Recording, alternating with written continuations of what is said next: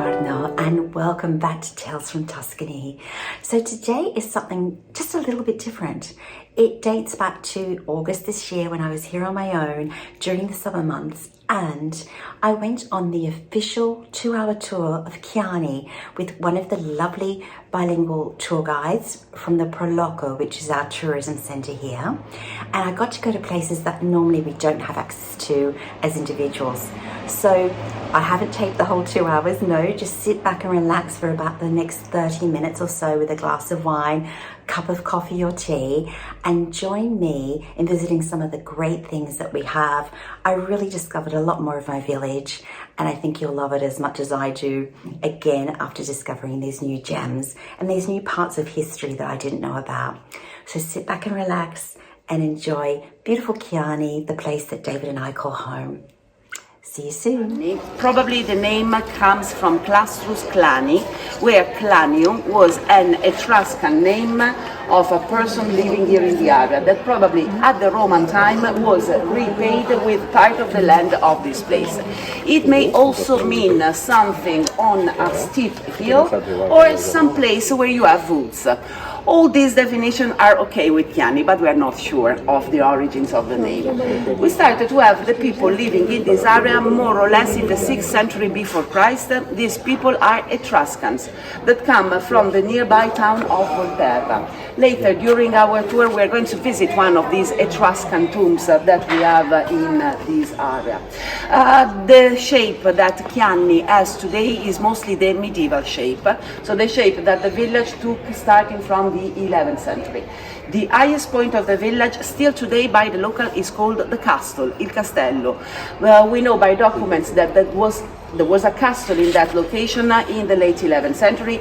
Very likely already by the 14th century this castle was gone. We're going to talk again about the story of castles here in the area. But today, where there was the old location of the castle, we have the church. So it remains one of the central areas of the village. The part where we are is the so-called borgo, the hamlet. That is the place where the people start to live to have the protection of the local landlord. Not far from this city center, there are the case, the houses, that is an extension of the village, and another neighborhood that is called the mercatale, that you can here remind in its names the name of the market, because it was a place that in the Middle Ages was meant to host the merchants that were moving in the village.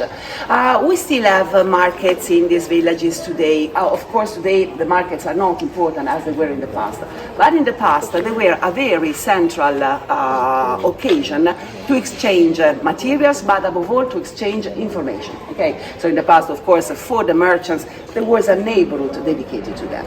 Okay, from here let's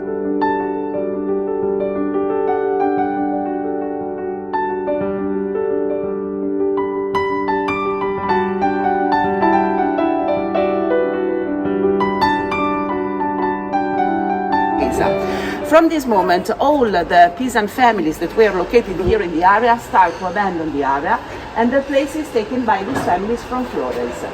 In particular, here in Chianni, we will have the family Ricardi.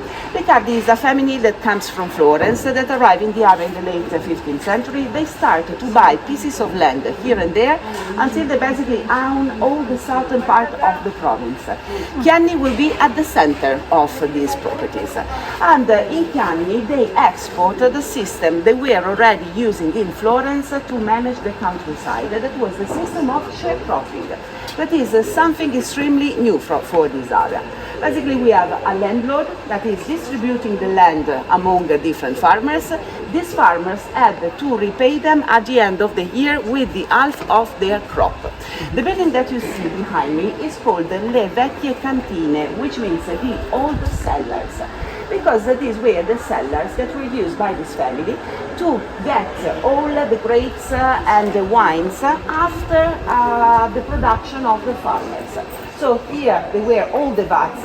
In particular, this room remained as it was in the past. You must imagine that inside there were these giant vats with the grapes that were fermentating and so on for the wine production.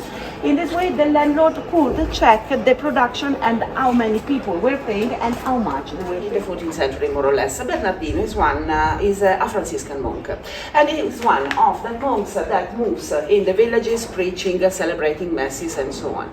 The big news of this man is that his own celebrations are not done in Latin, that is the official language of the church, but they are made in the local dialect. So for the first time in their life, a lot of farmers start to understand what's happening during a mass. Remember that officially the celebrations were held in Latin. It is also the period in which there is a big debate inside the church if the church has to be rich, as the Pope is, or if the church has to be poor, as Christ was. This is a huge debate inside the church. This is also a period in which the church is extremely rich. Of course, our Bernardino is a Franciscan monk, and so he stands for the poverty of the church. He will start to move in the villages, predicating this poorness for the church, and it is something that the highest level of the church do not like that much. There is also another problem. The people that are going to take part to this celebration are starting to make wooden towels with the symbol, a little sun, with the three letters IHS inside. IHS stands for Jesus Nominum Salvator, Jesus Savior of Men. Okay, and they started to wall this sun in front of their houses as a sign of blessing. This is a bigger problem. The same symbol a few years before San Bernardino was used by an heretic sect that the Church of Rome was trying to defeat.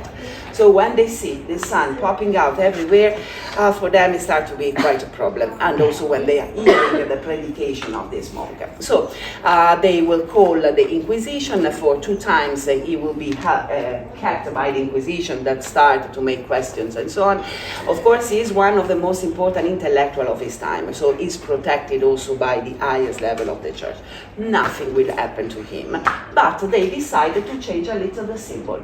So if you look over, there is the letter H, there's a cross on top. Okay, so when the people was praying toward this pagan symbol, that was the sun, they were actually praying in front of the real cross. That was good enough for the Church of Rome. So you see the diffusion of these symbols in villages like Chianni, where by documents we know that Bernardino was. Okay, Bernardino passed from this area, in particular he passed to the city of Volterra. If you visit the Cathedral of Volterra, you will see a big chapel dedicated to the saint, where one of the sun, the tradition once was made by Bernardino himself for the city. And you see it also here, because he had the part of the predication here. So probably when you see this symbol, it is what remained of this ancient tradition that started in the 14th century. That was the tradition to put this symbol in front of the house.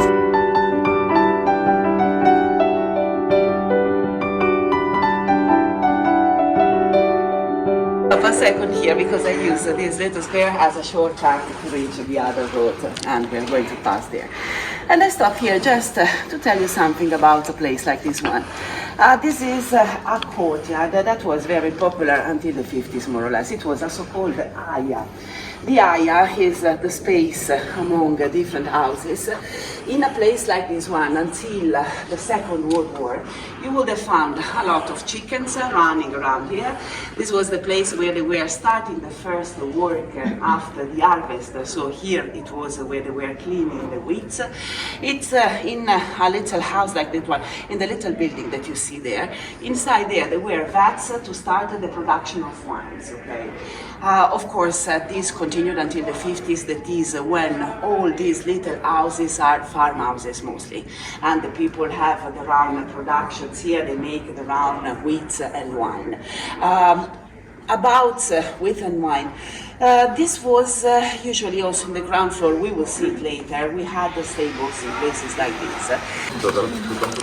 Quite interesting having people walk by my house as part of the tour, and now I understand what was going on behind my house back in the 11th and 1200s, which makes it even more interesting. Ciao, viva sogni!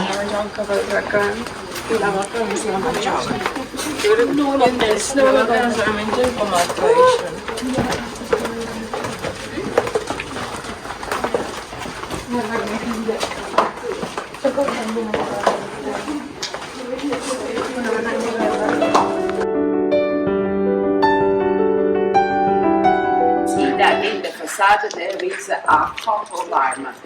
It's a coat of arms with a golden key over a blue background, and it is the coat of arms of the Ricardi family. And you can see that on top of the coat of arms there's a crown to show you the title of this family. Told you that the Ricardi arrived in this area in the late 15th century. They are a very, very rich family, one of these big merchant families of Florence. But the problem is they do not have a noble title. That may be a problem if you are meant to marry in the highest level of the Florentine society of the time. In the mid-17th century, it is a period in which the Grand Duke needs money. Okay, so they have this great idea of starting to sell noble titles. In particular, the title of Marquis. Every time you hear a Marquis in Tuscany, it is usually a title that was both starting from the 17th century. In particular, here the Grand Duke decided to sell these titles to the family Ricardi. In 1629, they sell the title of Marquis of Chianni. In 1634, they buy also the title of Marquis of Rivalto. From this moment, for them, the doors of the highest level of the Florentine society will open. And in fact, if today you visit Florence, you will see this huge palace that is called Medici Ricardi. Just to give you the level that this family reached, the Medici were, of course, the richest families of Florence. This was the Praetorian Palace, so the main center for the administration of the village. It was meant, of course, for the administration of taxes and this kind of thing, but also, when you see this wall, in the past there was an entrance to reach under the village where were the prisons of Chianni.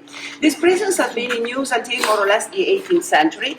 Already in 1838, also this area is under the control of the Vicariato di Lari, so the nearby village of Lari, where the main prison will move. So starting from this moment, this is not used as a prison anymore.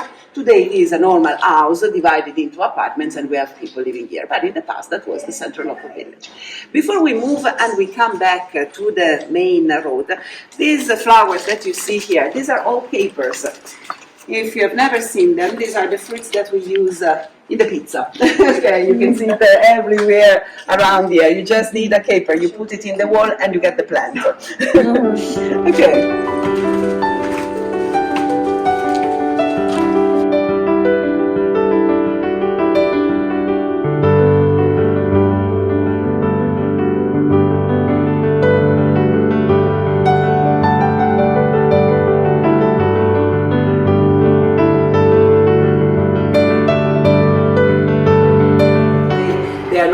Because they are working in the fields, but they left open this door to show you the mill, and on the other side the wine cellar that we are going to visit. Just a few words about this mill.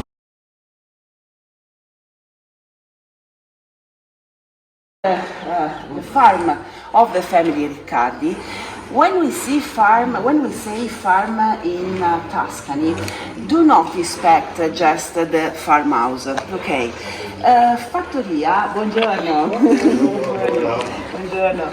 Fattoria is the system that is used to manage the countryside, and it has been exported here by the Florentines. So under a fattoria there are 100 of farmhouses working for them that at the end of the year will repay with the half of their profit. This is the fattoria of the Ricardi, so you can see that it was built in the highest point of the village, also to show from a visual point of view that they have the control of this part of the province. Under this farmhouse there were 86 other poderi that were working for them, and they were using the first building we see at the beginning of the village to carry their wines and their grapes at the end of every year. This is the system, this farmhouse, the system of fattoria, is the system that was introduced by the Florentines after the conquer of Pisa. It is something new for this area, because in this area the farmers were depending on the families from Pisa. This family didn't have a big interest in the countryside. The main interest of the nobles of Pisa was over the sea. They had a lot of colonies in Jerusalem, in the Middle Eastern world, in Northern Africa, and so on. So the local farmers at the time of Pisa could choose if they wanted or not to work the land of some Pisan landlord. If they found that the land were not good, they could refuse. They were usually making their money helping these landlords during their on board of ship, helping as mariners, sailors, and so on, okay, not working the land. When Florence arrived here, of course, everything changed, because these people are not free anymore if they want or not to work their land. They are obliged to do that. Which means that after the conquest of Florence, we will have 200 years of rebellions of farmers that try to go back with to the old system, of course, without succeeding. This is one of the biggest news that the Florentines will export in this area. You know, in Tuscany, usually, we do not like each other. All the cities do not like each other, because they were very powerful cities that have lost their power at one point because of their neighbor. We here in this area, one of the reasons the locals do not like that much the Florentines is that they exported the system of sharecropping, and these families here were for centuries just farmers of these families from Florence. That's why we usually do not like each other, okay? There are many other reasons not to like Florence, but I will tell you in another way. Okay, listen, inside here I let you just here in a second, just to see the little mill, then we turn around the building and we go underground where they have their wine cellar, because they are still producing wine. The tour guide's just explaining inside about the use of ancient grains and things like that. I've done a lovely video once separately on my beautiful friends here at Casa Vecchio, and their beautiful work with organic ancient grains and making breads and pastas and things like that. So she's in a very small room which I can't fit in, but I'll show you quickly after. You would have seen it once before, but I'll run around just before we leave.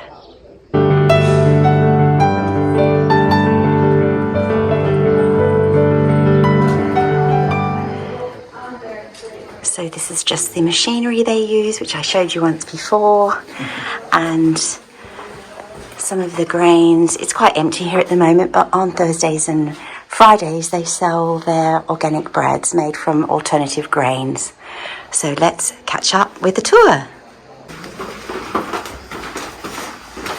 So this is the wine cellar. This is still the original wine of the building that was in use starting from the 17th century, more or less. You can see that in part it has been digged directly underground, and that they built all the walls to keep the structure.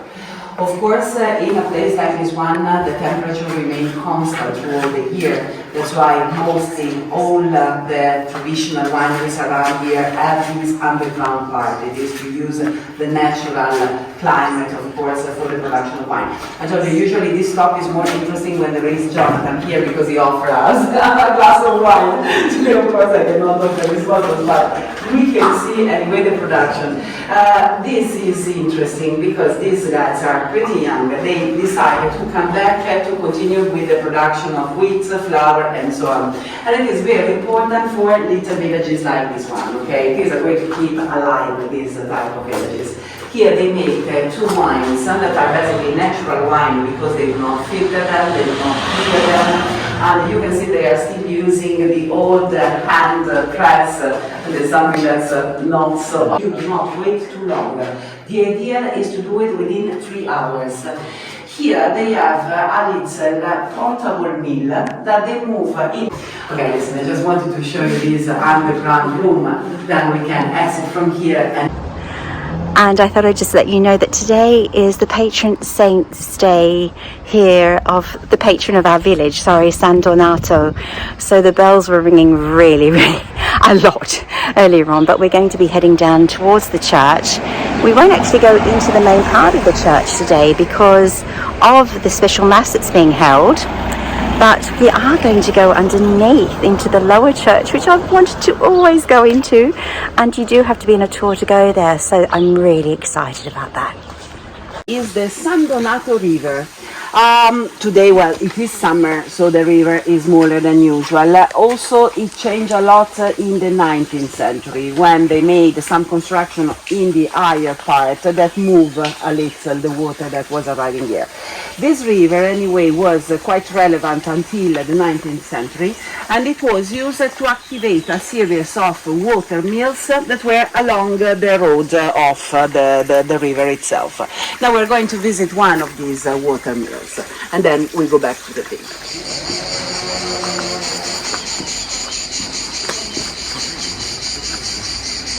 Okay, so we stop a moment here. You can see we are outside the main village in an area that today is mostly used for the games of Chianni. Okay, this is something that today you do in 10 minutes with your car. This building that you see here on the right was in use until the 70s, more or less, and it is basically a compost facility. At the time, everybody had some fields around here to make the work. On the very top, there are some openings to throw inside all the branches, everything that remains after the work in the fields. After a few months opening this door, they were extracting the compost that was used as a fertilizer into the fields. Okay, this area in the past was extremely important because of that gallery that you see down there. This is the source of water of Chianni. Of course, in villages, hilltop villages like this one of the biggest problems has always been finding water. If you were a noble family, like if you were the Ricardi, you had inside your own courtyard your system for the water.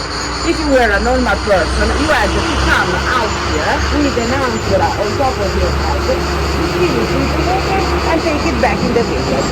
Here I have a picture that was taken in 1913, and it was taken right in front of this source of water. You can see it here. If you look here, you can see that we are right in front of that gallery, and these ladies have on top of their heads this big amphora. Okay, this was filled with water and used to take it inside the house. It's also the other lady here. Okay.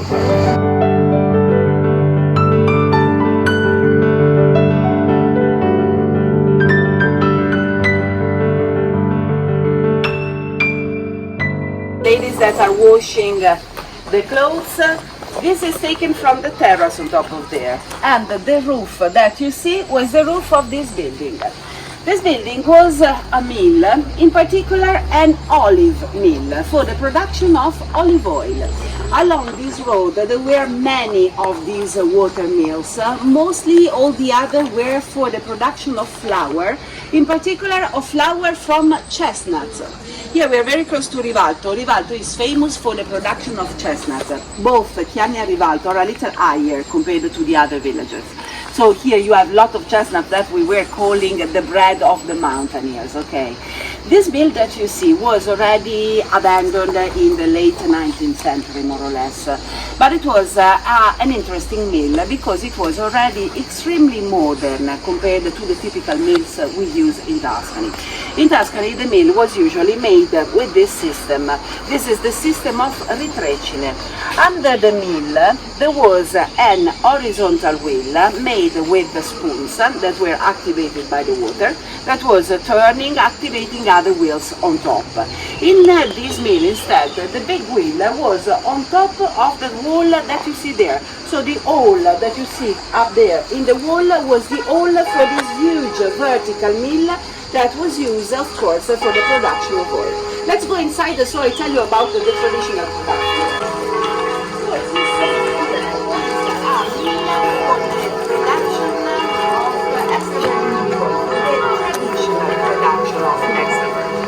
So the big wheel was moving.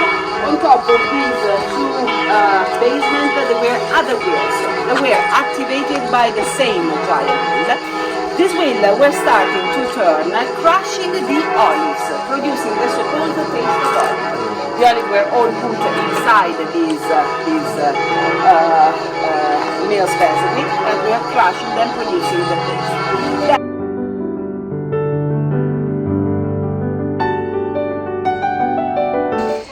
That was quite very, very in-depth explanation of what was going on here, and it was a little bit too long for me to film, but in a really quick speak, let's say, they made olive oil here, which I had no idea. I always thought when they said mill, it was more of another kind of mill, which the millstones at the top, some of them were, but this is basically all to do with olive oil.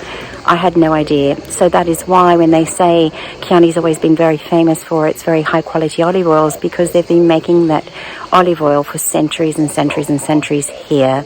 So really, really interesting once again.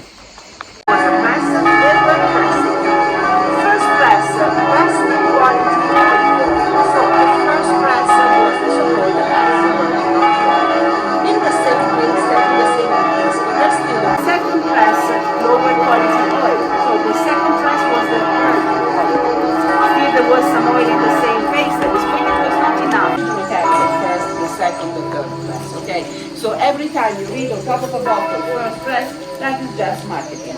With the modern production of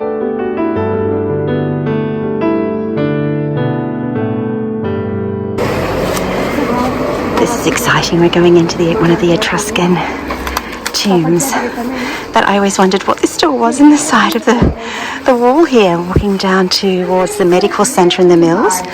I had no idea. So it's one of my favorite stories. So the bit where we are, this is an Etruscan tomb. We think from the 4th century before Christ. I tell you, we think because this tomb was already discovered in the 18th century, which means that all the funerary treasures, all the objects that were inside have been taken at the time. Without pieces of pottery, we are not so good in deciding from where these buildings are. But not far from here, we have found another tomb. It was 1992. There were a few cows walking in a field when a cow remained trapped in a hole in the ground. The hole in the ground was basically the ceiling of an underground construction like this one. Inside there, we have found also all the funerary treasure, so all the pottery, all the funerary urn, and so on. And they were all from the 4th century before Christ. That's why we think this is from the same period, because the technology used to make it is exactly the same. These tombs, you can see there's a corridor to enter, the so-called dromos, and then a series of niches on the side and at the very end. In each niche, there is a little bench. On top of this bench, the Etruscans were leaving the funerary urns with the ashes of their dead, some pottery, some crater vase, and so on, that were meant to be used in the afterlife. Why we have this underground tomb in Chianni? Chianni is basically very close to the city of Volterra, that for all the ancient times was one of the main cities of this area. And Chianni also, if you follow the road of Rivalto and you go up and up and up, you will reach the mountain Vaso. Monte Vaso is an area that was already well known to the Romans and to the Etruscans because it was rich with copper and iron. And we know that already around the 6th century before Christ, some Etruscans were there to extract copper from the mountain. So these tombs that we found here, we found these tombs, these are also in the context of the Etruscan culture. These are monumental tombs. They were not meant for everyone. Normal people were buried underground in a very simple type of tombs. This one instead were usually reserved to the highest level of the Etruscan society. What is interesting is that the pottery, the funerary urns that we found inside these tombs, they were not so rich as you would expect from families from this level of the society. They were quite simple. In many cases probably produced at home by the family that used them. So why these monumental tombs with these poor funerary treasures inside? Of this sculpture that is made by an artist called Italo Rossi Ciampolini. Rossi Ciampolini are one of the richest family of Chianni. They are a family of landlord. They live at the beginning of the 20th century, more or less. The father of Italo will be the podestà in the years of fascism. So, Italo is of course meant to continue the work of his father, but he has no interest at all in Italian. So, he abandoned the house of his father and he started to live in front in the warehouse place, okay, where they have the tractors, the machinery and so on. So by the locals he's already considered almost half mad. Then he finds a way to be sent in Florence, where he started to study at the Accademia. He will be active at the beginning of the 20th century. That is a period in which in Italy it is very successful and it is a big trend, the Futurismo. All these artists that are pushing on the idea of progress, that are presenting speed as a symbol of modernity. They are the one of killing the moonlight, the one that want to show the control of man over the forces of nature. And it is the case of this sculpture. You can see this is an Heracles that is keeping the true head of a lion to show the power of man over the forces of nature. This is also done around 1926.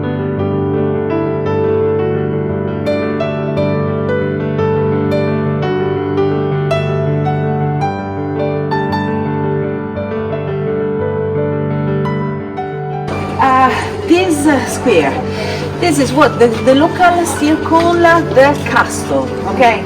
Very likely the castle was located where today we have the church. You may read here and there that the apse of this church was made with the last tower of the castle. Unfortunately, this is not real, okay? Unfortunately, the church that you see was completely rebuilt in 1812 because they needed more space. There were more people in the village, they needed a larger church.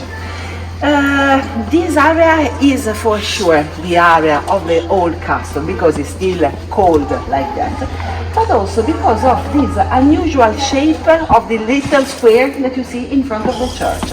This is the typical shape of a cassero. Casseri were these spaces inside the ancient castles that were left empty in case of assaults and so on. Okay. Of course, it has been reworked during the century, so you can see them now. They built all the houses and so on, but in the past it was for sure the ancient protection for the village. This, if you look in the center, you can see that here we have two different types of tiles for the floor. Because in this central area, until 1812, that is when they decided to build the new church, in the center there was another neighborhood with houses. So other people living right here in the central area. All these houses has been destroyed after this restoration in 1812. What's interesting in the church of Chianni is that we have two churches. There is an underground church, that is the one that we're going to visit, and the main church in the center, that is the one where today they have the mass. So let's go under, I tell you about this underground church, and then if you want you can go on top, of course, to see the main church. Thanks.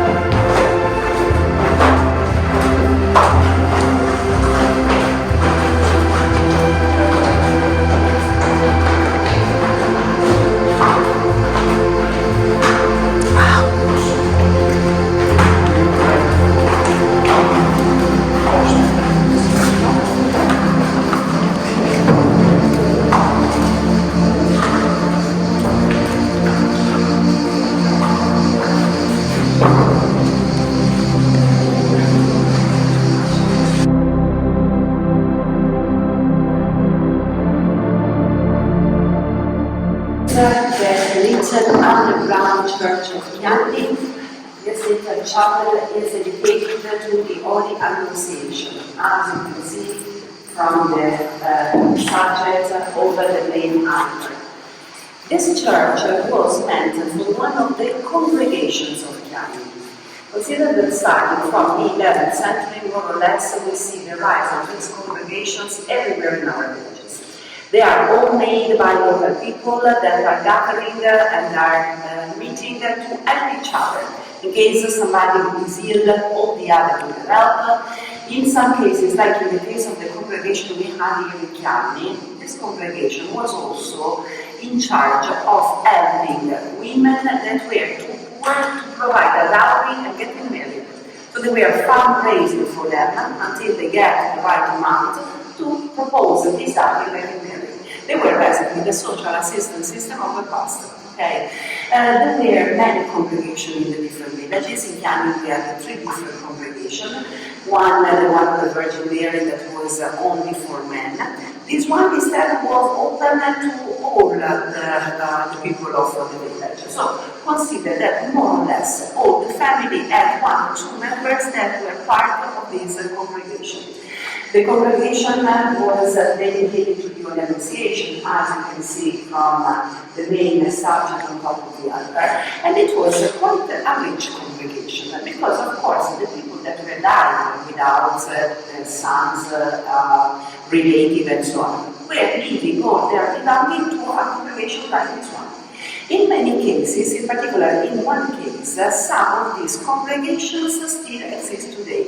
In Tuscany, every time you see an ambulance, you will read on top Arci Confraternita della Misericordia, which means Brotherhood of Mercy, and it is one of these congregations invented in Florence in the 13th century that still exists today. Today, here in Tuscany, they are in charge of all the ambulance system of the region. Then, back to our congregation. I told you it was quite a rich congregation. Among the other things, they were also loaning money, usually at a rate that was better of the prices on the market. So of course they were distributing money in the village because they had that money coming, of course, by the donations of the people of the village.